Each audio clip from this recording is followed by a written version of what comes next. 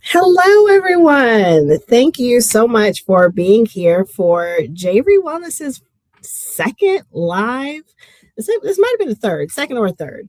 But I appreciate you all being here. My name is Natasha Riley. I am the clinical director of Javery Integrative Wellness Services, and it is my pleasure to be here. I'm hoping to bring y'all conversations once a month. We shall see. I'm hoping to bring the team in on this so it's not just me. But as you see from the title, today we are talking about self love as a Black woman. I want you to understand that this is not a commercialized conversation. This is a conversation about the basic foundational things that we as Black women need to be doing to show our self love and what that looks like. So I am not alone. I have some team members with me. So I'm going to bring in first Kima and have her introduce herself. Hi, Kima. Hey, I was making sure I was on mute. I was like, oh, did I start off on mute? Hey, So everyone. as you see, I Yes. was touching stuff. I don't know how we got to circles because we were not circles, but we're circles. So it's fine. But go ahead and introduce yourself. Hello, everyone. My name is Kima. Thanks for bringing me to the team over at Javery, and I am a licensed mental health counselor. Thank you for being here. I appreciate you. I think you were the reason why I'm doing all this live stuff. If it wasn't for you and all the things, I probably wouldn't be. Gotta get out and talk to the people. Right. That wouldn't be me. That wouldn't be me. I'll stick to doing my videos and then posting them on the back end. And then we have Takia who's here. So I'm going to bring Takia up so we can get the conversation started. There she is. Hi, Hello. Takia. Hello, everyone. Thank you, Natasha, for having me. My name is Sakia Mays, and I am a master's level social worker. Perfect, perfect, perfect. So, like I said, this conversation is as we end February, as we end what some would call the month of love and Black History Month and all those things, I want to merge the two together and talk about self love and what that looks like, not just as Black women, but as high achieving Black women. So that's beyond the massages, beyond the bubble baths, beyond the feeling like we need to spend money in order to love on ourselves and talking about like the basic things. And I have notes so that I stay on topic because I like to rant and rave and get off topic. I'll go left So, field in a minute. right, lad, I don't want to do that. So I'm going to have, I used to be nervous or embarrassed about having notes there. And that's the high achiever in me would think that I need to have things memorized in order to, I don't know whether it was to go live or to do a workshop or a master class or something. I felt some type of way about having notes. And now I understand that notes are my friend because I like to go off on story tangents and we're not going to do that here. There's nothing wrong with being organized. Thank you so much. And a high achiever loves some organization and some lists, some bullet points. Absolutely. So where I want to start is to have a conversation about what self-love is, because I don't know about you all, but I have had clients that don't really know what self-love is, right? So we have the conversation and we're like, okay, well, what does self-love mean to you? What does that look like? And they'll kind of give you the surface level things of, well, I mean, I love myself because X, Y, and Z. And you're like, we could do a little better with our answer. So what I want to know from you all, and then I'll come in on the back end and give my answer, is what has self-love look like on your journey? So what do you think self-love used to be? And what does self-love mean to you now? I'll start. So, for a long time, I tied my self love and my self worth to my accomplishments and my achievements. So, I felt like because I was accomplishing all of my goals, doing the things I said I would do, that's how I'm showing myself love because I'm showing up for myself. Completely actually neglecting myself in the process. So, I would say that I started to look at myself as a person and remove all of the outside hats that I wear. Because, yes, I'm a professional. I have all of these different roles, all of these different things going on, but a person first. I'm an individual first. So then I started actually pouring into me, doing things that I enjoyed for me that had nothing to do with a profit, so that I can make sure that I'm tapping into what truly matters to me, not just what's making me successful. I like that. I like that.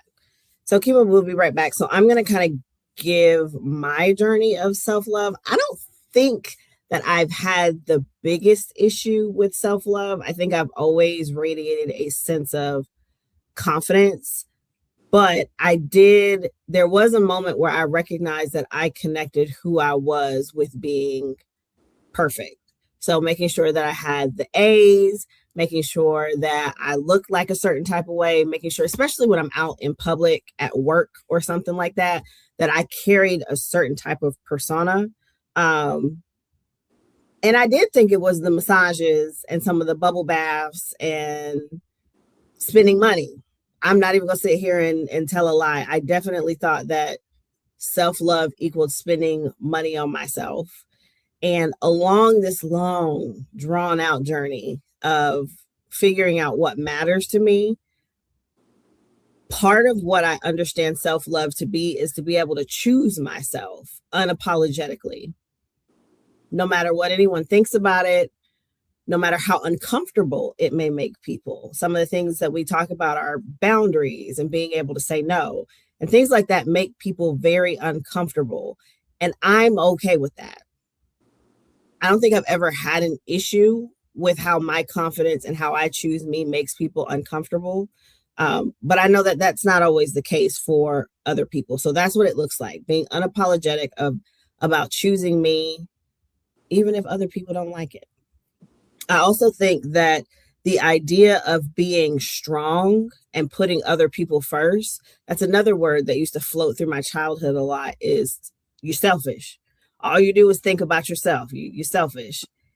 And I had to learn that that word is not a negative thing. It's not a bad thing for me to be selfish. If you look at the definition, you could choose to look at the negative connotation of the word, but I choose to look at the part that says choosing you first, putting you first before other people.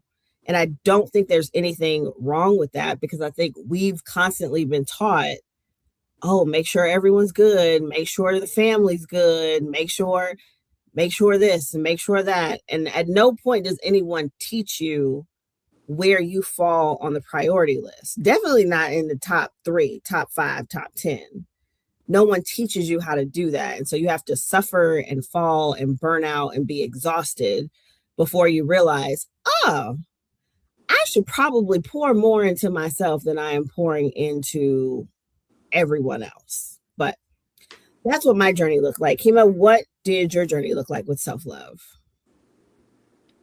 I'm gonna take it in a different direction from like, I think as children, we like ourselves. Like we don't know anything other than we love ourselves. We think the best of ourselves. We think that we're the most talented person in the world, most creative person in the world. We think we can fly until other people start telling us the things that we can't do. And I think it started to, I had to start and think about, is self-love really just saying that I love myself, or do I even like who I am right now, first of all? Because we start getting into this time frames of life where other people's opinions of ourselves start jumping in and start clouding our own judgment from what our parents tell us about ourselves, what our friends tell us about ourselves, what society tells us about ourselves. And then there's, who is it that you really wanted to be underneath what everybody's telling you about who you are, who you should be, what they do and do not like. And it started to be, how do I filter out everybody else's opinions and then focus on what I want and who I want to be, regardless of if anybody is going to like parts of me or who I am or me at all. Do I like me? Because before I love me, I got to like me first. Oh, that's good. I like that. And so that kind of segues into the unlearning of all the narratives and the scripts that people have poured into us, which makes sense. We spent all these years in school listening to professors and teachers tell us something. We listen to our parents tell us something. For those that are heavy in the church, we listen to the pastor and the first lady tell us something. So we're listening to all these people tell us what it's supposed to look like. And then you get older, you're like, now I got to go unlearn everything that you have taught me. So how do you all navigate? Two questions. How do you navigate unlearning? Because that's a forever process. And when a client asks you what the process looks like to unlearn, how do you explain that to them? Because it's a broad thing. Where are your pain points coming from first? That's where the unlearning starts. Let's start with the negative thoughts. Pull out what's one I say, what's the negative thought that you have? If it's like, I'm unlovable, I'm unworthy. Who was the first person to tell you that? My mom, my high school teacher, my middle school best friend. Then looking at, okay, who are they to have gave you that narrative? Like, what about them that they have the authority to continue this narrative over your life? Then that's like stripping away the reason why this is a thought. Like, should that even be a thought? Like starting to strip those things away and then shifting into, if we no longer hold that thought, what is a better one?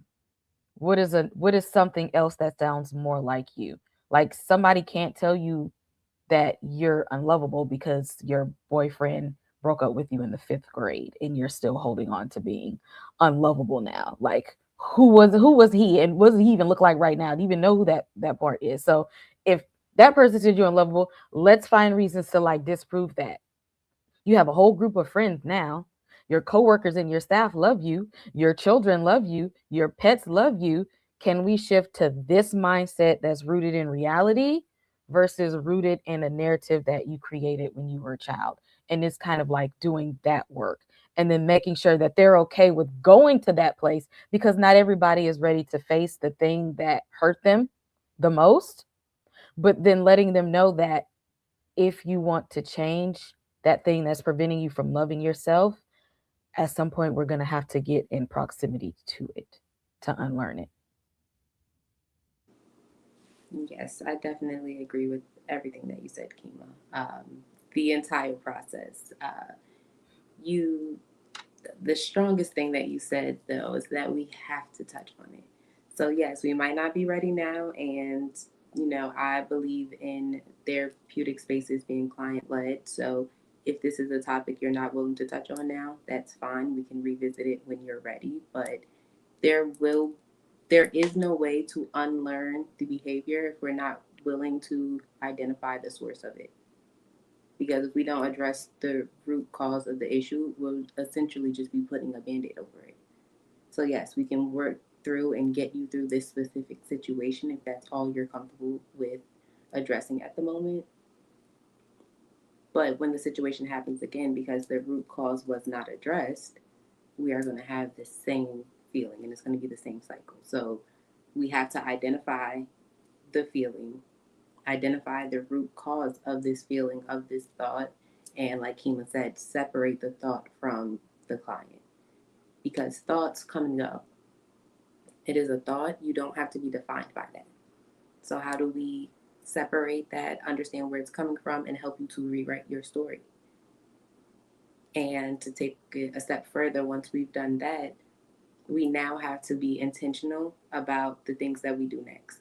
Because identifying the problem is the start of the process, but how you carry yourself after the things that you choose to do, are you in alignment with the version of you that you're saying you want to be in alignment with, or are we repeating cycles?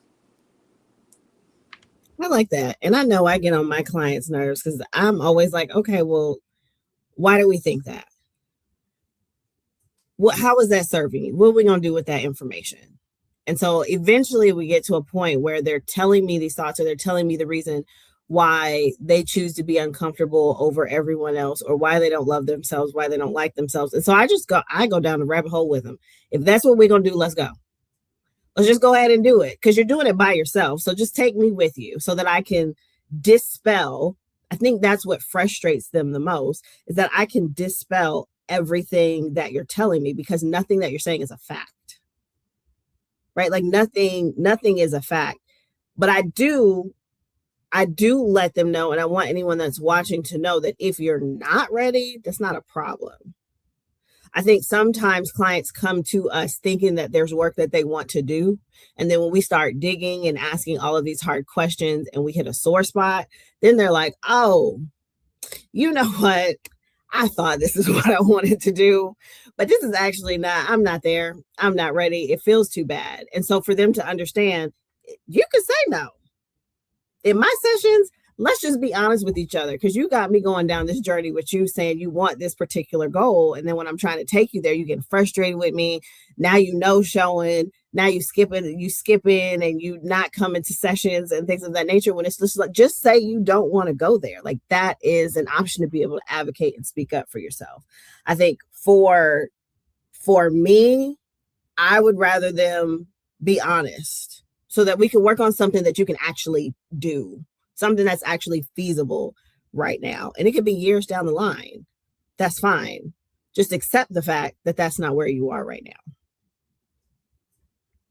So let's talk about the guilt that comes with self-love. Now, I personally have never really felt guilty about self-love. I think a part of me is, I'm an anomaly when it comes to like the self-love journey and the boundary journey. This is something I've been doing forever. I don't like to share. I will sit in a parking lot and eat my snacks and eat my food before I come to the house. That has always been me. So I don't struggle with guilt. I'm the mom that goes on vacation and they be like, you talk to your kids? No. For what? I'm on vacation. No, I didn't call them. That I left it with somebody I trust. I did not check in with them.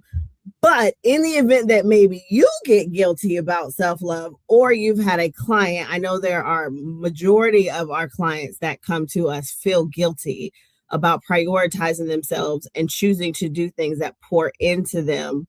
How do we navigate this guilt problem and start giving permission? Ooh, I like this one.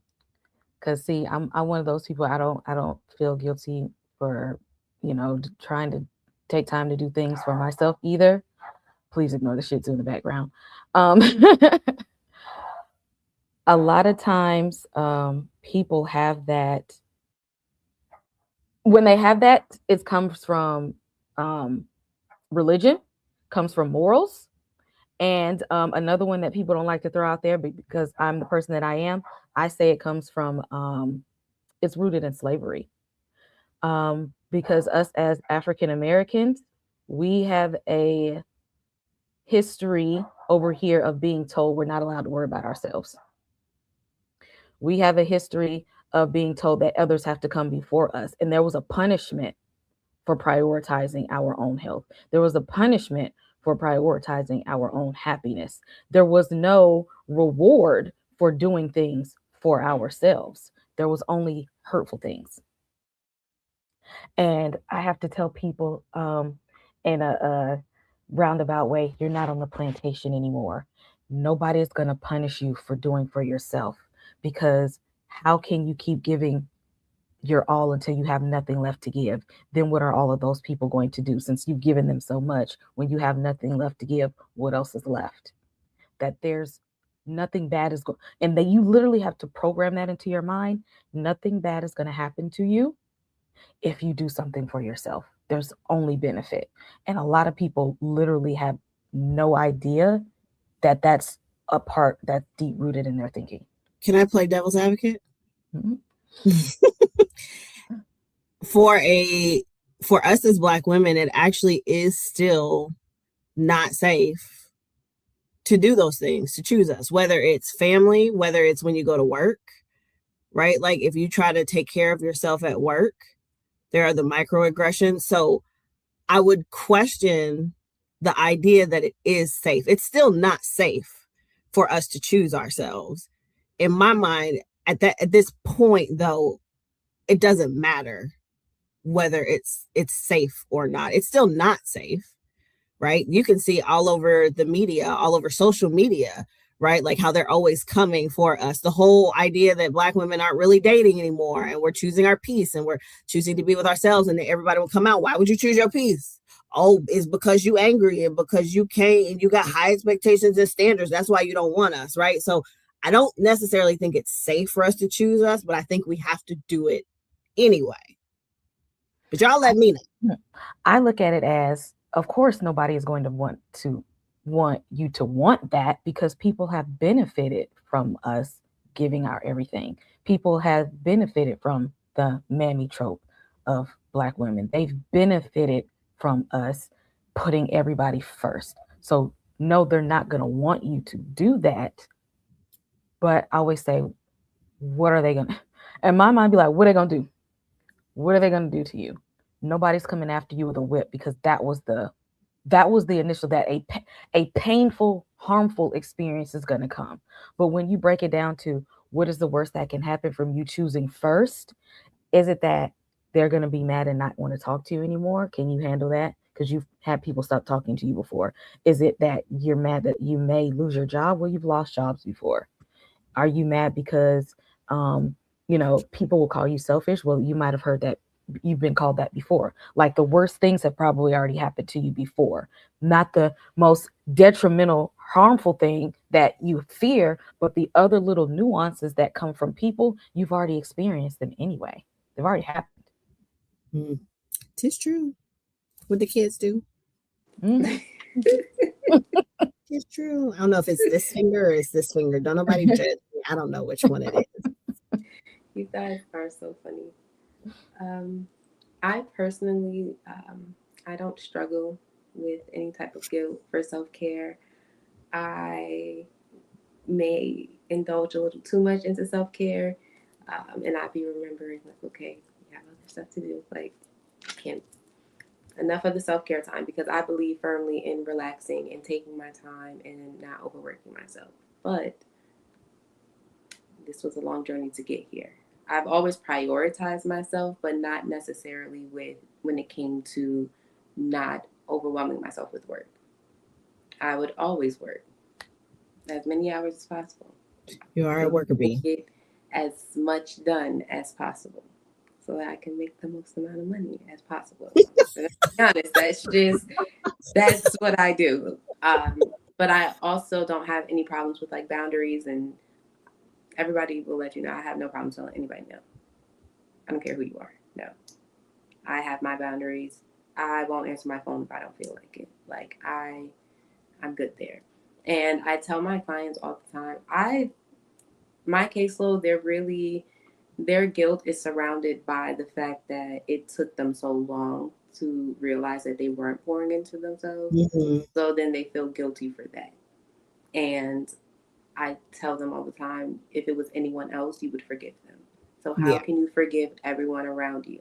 People that have hurt you, people that have done all of these crazy things, but you can't forgive yourself.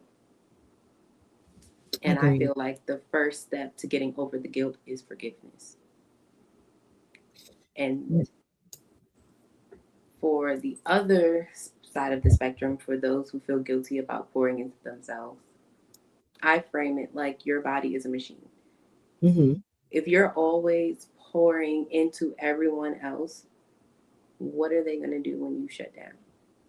Mm-hmm. You can no longer show up for them in the capacity that you would like to. And most high achieving people do not feel accomplished unless they know that they've shown up to their full capacity. You pouring into everyone else and nothing into you, you only have 20% to show up. And now you're spiraling because you know you're not doing your best work, and it's a domino effect when it didn't have to be, because you could have poured into yourself. And I also make sure that I emphasize that getting your nails done, that is a form of beauty maintenance. That is not self-care. Right. At this point, it's maintenance. Not self-care. So, yeah. I like that. I think some of the hardest things that I hear my clients and even at work hear the students say is that I would rather make myself uncomfortable before I'll make someone else comfortable. I actually had someone tell me, oh, yeah, no, I don't just give from my cup. Like, I tear the pieces of my cup and I give it away to everybody. And I'm like, what are we doing this for? Like, and my favorite question I ask, and how is that working out for you? I always How's it tell working my out? clients, you have two options in every scenario. You can keep the peace within you and risk chaos around you, or you can have chaos within you and risk peace around you. So, do you Mm-hmm. want peace within yourself, or do you want peace from the people around you? And either decision you make, I'm going to help you process through the situation, but you have to accept what comes with that. Mm-hmm. Because a lot of times they'll choose the chaos within them, and I'm going to please everyone else, but then you're not happy with that. But you say you want to be happy. So if your goal is truly to be happy, we have to start with you pouring into yourself, you setting boundaries, because you're never going to reach that goal that you have for yourself if we can't do these things. If you're constantly prioritizing chaos around you, your goal cannot truly be peace.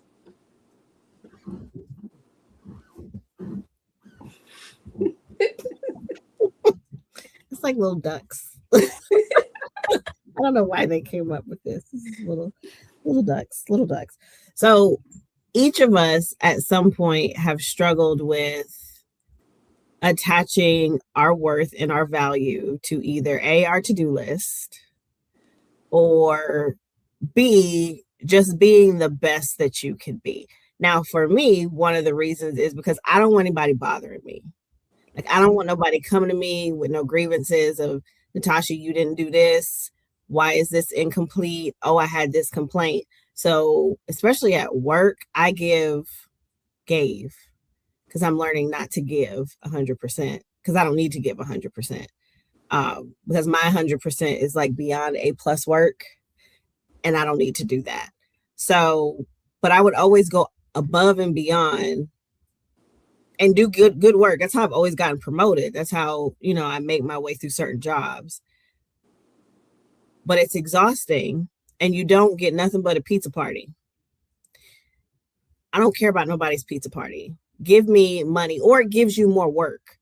Right. So for us as Black women, when we go into somebody's establishment, and I think even when engaging with friends and family, sometimes depending on the people that you're interacting with, there is no affirming, there is no thank you, there's no appreciation for the 100 to 150% that you're putting in.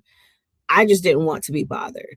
And now I'm still every day working on not giving 100% because it's not necessary. My 30% probably trumps other people's 100%. So, how have you been navigating taking your value and your worth away from the to do list or excelling at what you do? And I know y'all are in school, so that's where it came from. Me being an A student, I love me a good A, and not no A minus either. I need like a full blown A on what I'm doing. Oh, now hold on now. Like who said I healed from that yet? Oh, my bad. Cause My the bad. way I You're not seen there that yet. 94, and I was like, ooh, that's too close to a B. We don't do 94s over here. We do 99s and like, above. Give me a like, good 104.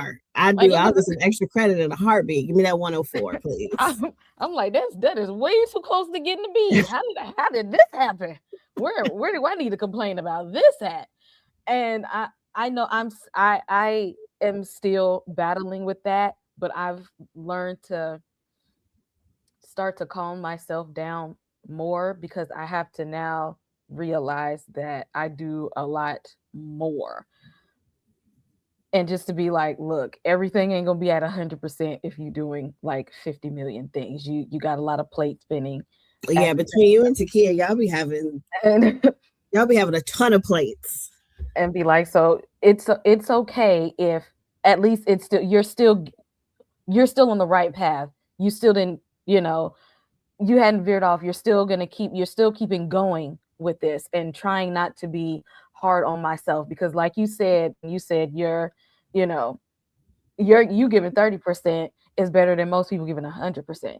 And I know that about myself too. Like, I know how hard I work. I know all the things that I'm tackling at once, and I have to sit back and say, like, yeah, it ain't too many people that's gonna do that. Ain't too many people gonna step into my shoes and survive and be able to like tell myself these things and support. And it's hard sometimes. I have to keep reminding myself of these things regularly, like before I start to point out who got what and who's doing better in this area and doing that and such. And I have to literally just sit and say, what you're doing now is a lot more from what else most people are doing. And it's okay. Like everything that you said thus far, you wanted to accomplish, you had. So please call. Like I physically have to tell myself to chill out and give myself space to have not days to not do things. So like if you work this hard, take the intentional not do day. Because before it'd be like, oh, you being unproductive. You're lazy. You're lazy. You like you ain't got time to rest. You have papers to write. You ain't got time to rest. You got a stack of those to do. I have to literally say this is a time to like not do things, because you can literally get so caught up on going and going and doing that you will burn yourself out, and people will stand by often and let you burn yourself out. So if you don't tell yourself to stop, a lot of times nobody else is going to step in and do that. And like Takia said, when you burn yourself out and all those people watching you burn yourself out, then what they're going to do?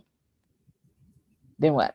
They're going to find somebody else to ask to do it. Exactly. You be surprised how fast you get replaced. And for all those people that acted like they needed you so much, when you burn out and you can't move and can't do nothing, they've already moved on. They've already moved on. They found the way that they said they couldn't find. They found it. Yep, your job is up on Indeed.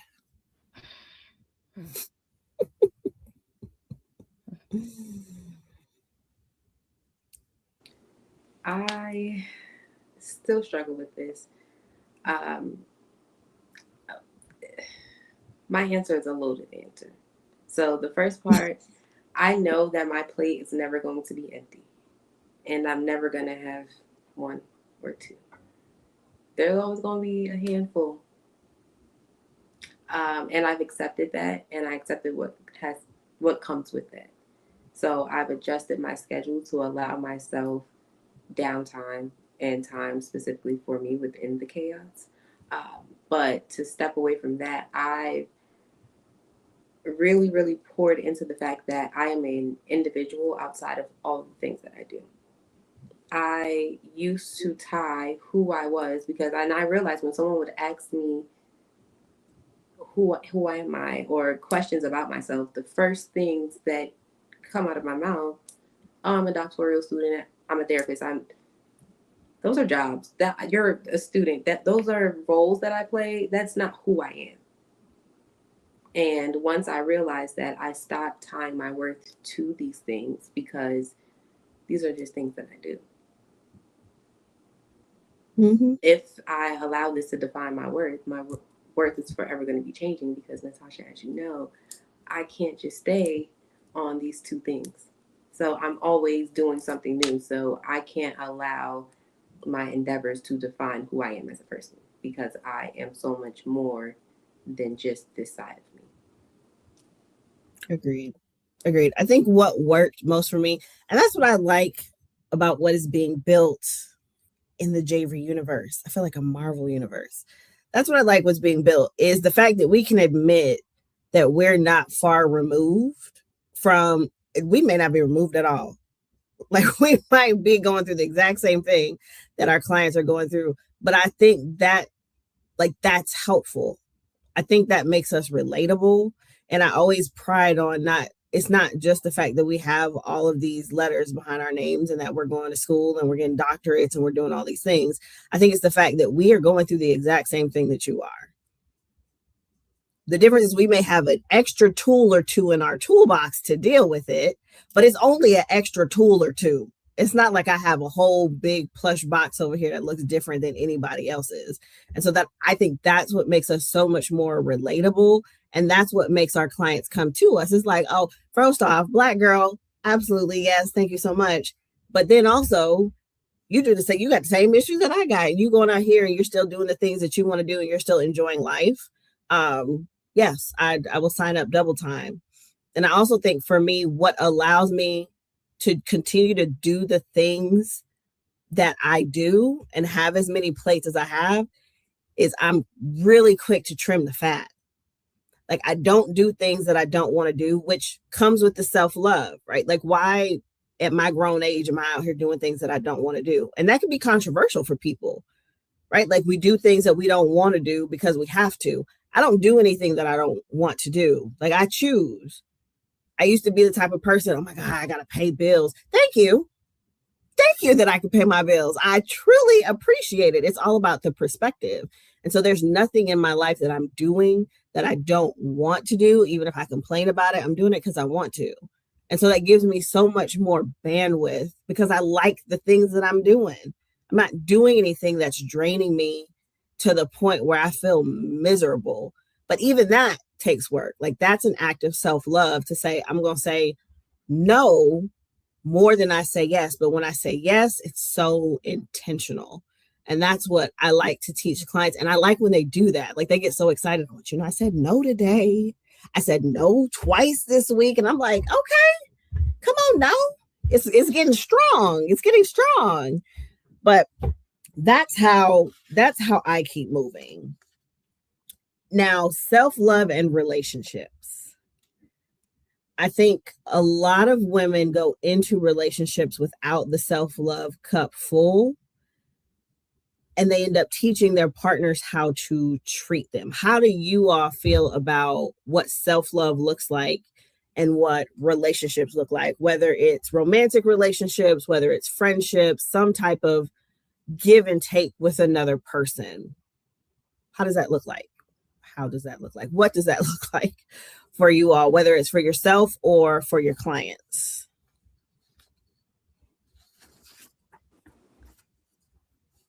Is that like asking, like, how do you keep your self-love within friendships and relationships?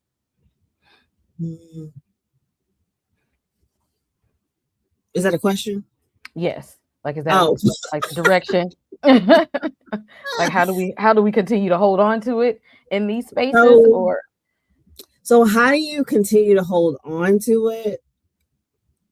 But also, if you don't have it and you start finding it in a relationship, like for instance, you don't have boundaries and you're in a relationship and now all of a sudden you've found boundaries, right?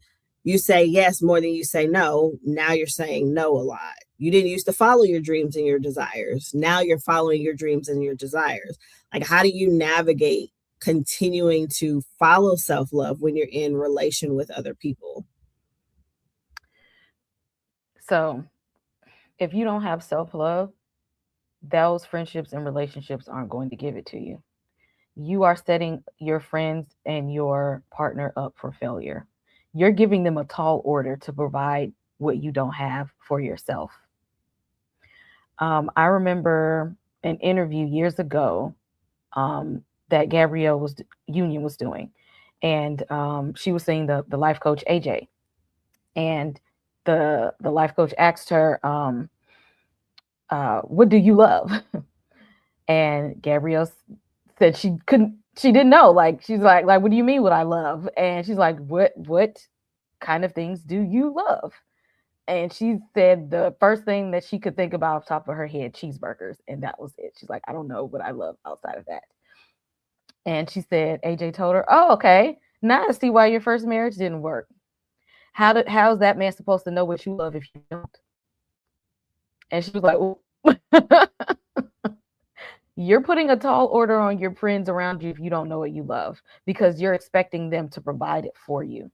You're expecting them to have an answer that you don't have.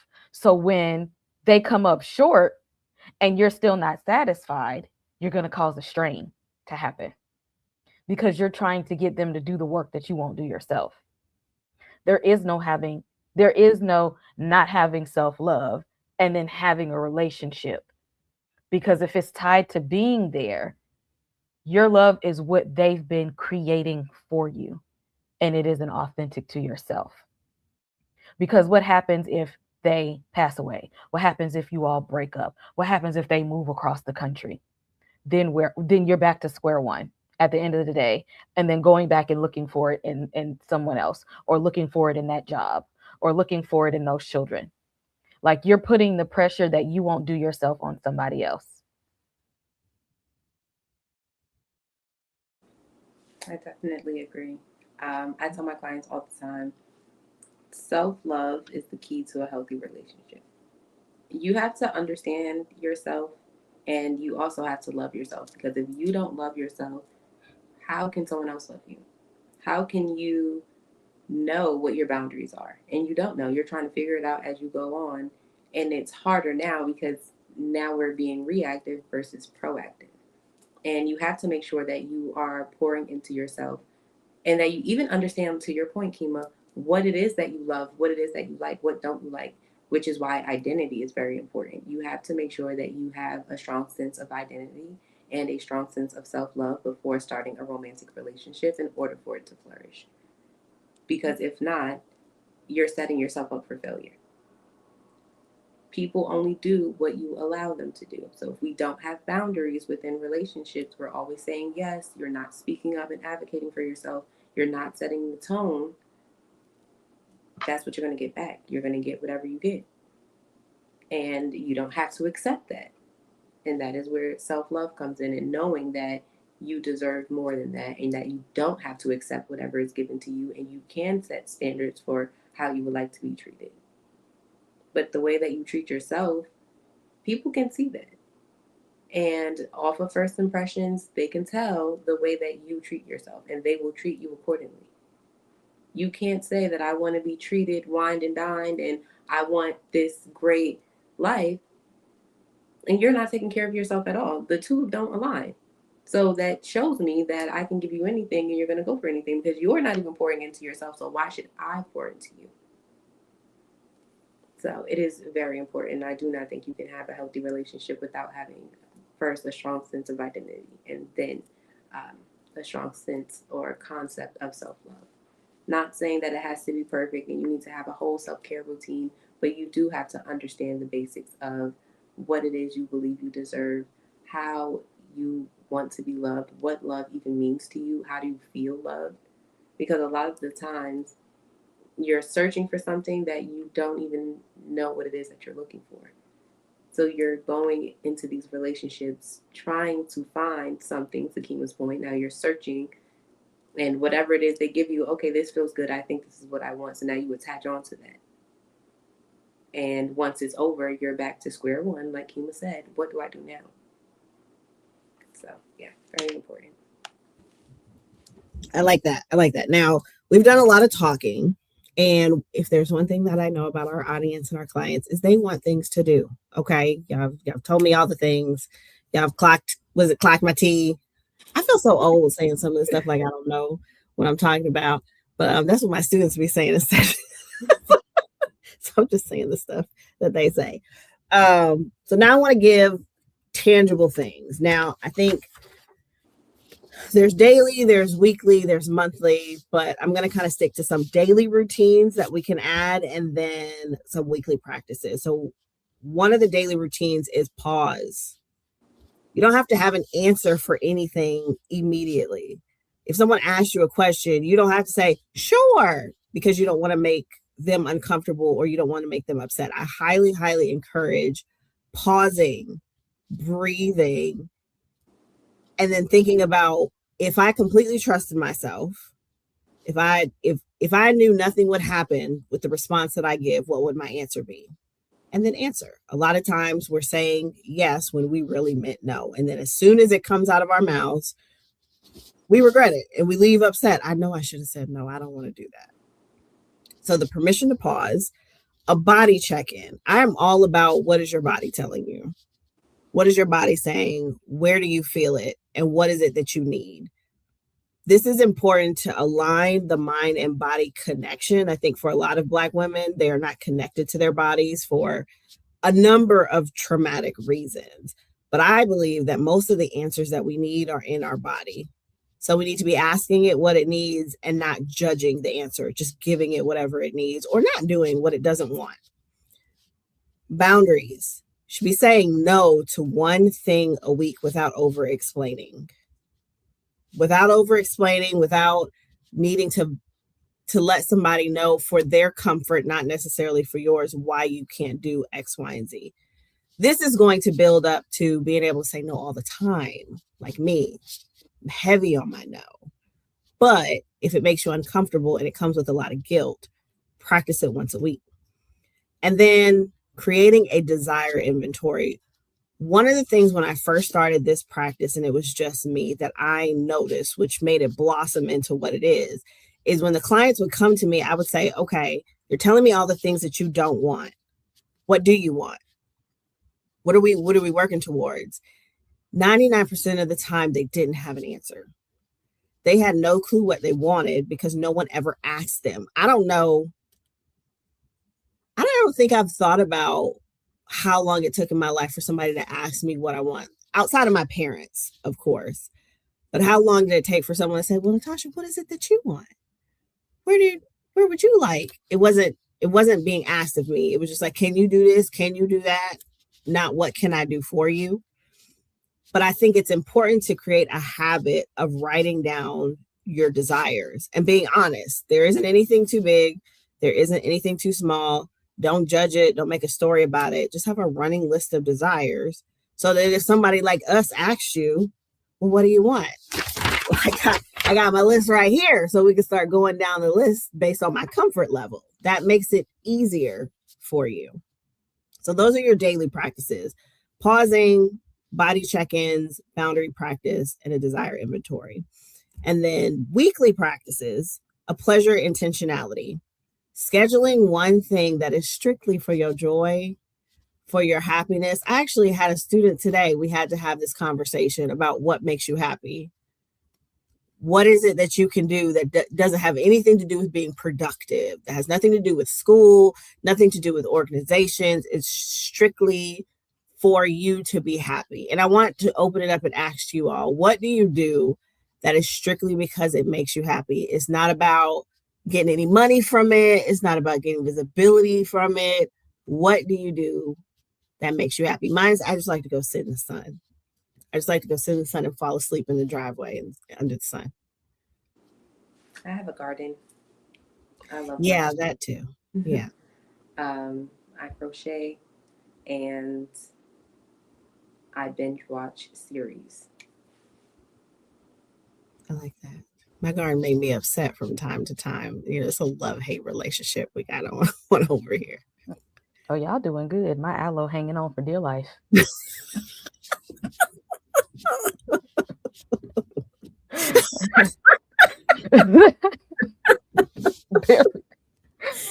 I do not have a green thumb. I have tried and I have been failing. Y'all are doing good. I tried. The one plant I got is barely hanging on. But I like books. Even though I don't have time to read like I used to, my goal is to have enough books to have like a library set up in my house. Like I want the big bookshelves to cover the walls, to just be walk in a room and it feels like a library. Because I have bookshelves in literally every room in the house has a bookshelf in it. But one day I just want to have like a whole little mini library type deal. So I really love books. I am a foodie. I love food, and I like to pretend that I am Chef Ramsay / Cheat all mixed up in one. So I like to give food ratings and all of that good stuff. And I have passed this down to my little one, who's always like, "That's a 10 out of 10."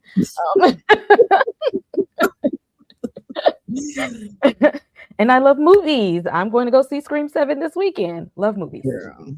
Child, I'm not gonna go see no Scream 7. It's just the 7 in it alone. I'm not. I got to. I done already been down the road with the rest of them. I'm just like, I might as well. They didn't got my money for all the other movies. No, I can't do it. But kudos to you. I'll watch your video of your review of Scream 7. I will do that. So there's pleasure intentionality, and then a relationship audit. I heard about this in a business group that I was in, and she said at the end of the year, you should do an audit of everyone in your life, a friendship audit, relationship audit, and anyone that is draining you or where you feel like you are overdoing it or over functioning or over showing up for people. You need to either pull back from that relationship, or she suggests just cut that thing out altogether. Now, this suggests a weekly practice. That's a lot of cutting out people and checking in. But I think it would be good. I don't know what y'all think. I think it would be good to do like a weekly who is draining me. And so maybe the next week I need to just stay away from them.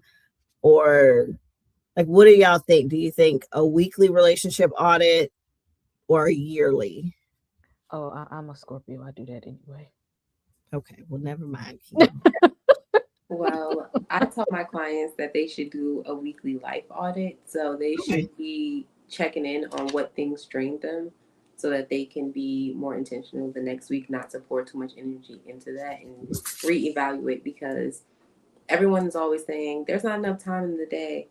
How are you using your time? Right. So are you pouring into people that maybe you shouldn't? Maybe that was 2 hours of your time that could have been spent somewhere else doing something else. Mm-hmm. So are these people draining you? So it's more of a general life thing on a weekly basis. But I would say, like, if you want to reevaluate friendships, I'm with Kimo. I don't think there should be a scheduled thing. I think that if something happens in the moment, we need to address this. How do you feel about this situation? We're not letting things linger on longer than they need to. Agreed.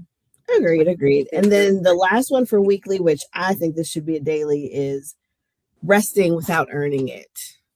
I think you should be resting every day. I think there should be a block on your calendar every day of this is just my rest time. And whatever that rest looks like for you, there's 7 different steps of rest or 7 different types of rest. So it's not just sleeping, but maybe you want to be creative. Maybe you need to dial back the social engagements. There's so many different types of rest. Maybe you need to be creative. One of the last points that I wanted to touch on is my favorite, selfish. Feeling selfish. I've been called selfish my whole life. Listen, I'm not new to this. I am true to this. You guys, my parents. I didn't ask for that sibling. Y'all brought her here. Didn't ask for her, and I don't want to share, and I don't like sharing with my kids. Comment, do whatever you want to say. I don't care. I don't care. There are some things that I just want for myself because I deserve to have things for myself. It took a long time for me to release the shame, I guess, and the embarrassment of being selfish, because I've had people call me selfish all my life. My partner still calls me selfish to this day. I have a different relationship with it. But what do you say to the people that are like, isn't that selfish? Isn't that wrong for me to go eat by myself? Isn't it wrong for me to take a me day, a mental health day? What do you say to that person? Yeah, I'm a middle child, so I was born into the world to just be expected to share and all that kind of stuff. Like, and I have to because people and I get it. There's especially the ones that are smushed right there in the middle. Like, we don't know life without having to share things with people and want to do for other people and have people be a part of things. It's just like part of our nature. But you also have to, I tell people, you have to teach people how to treat you, though. That if you don't do for yourself, how are you setting the bar for anyone else? Because you would want people to keep up with your own standard of treatment. They're going to follow your lead. People are bandwagoners.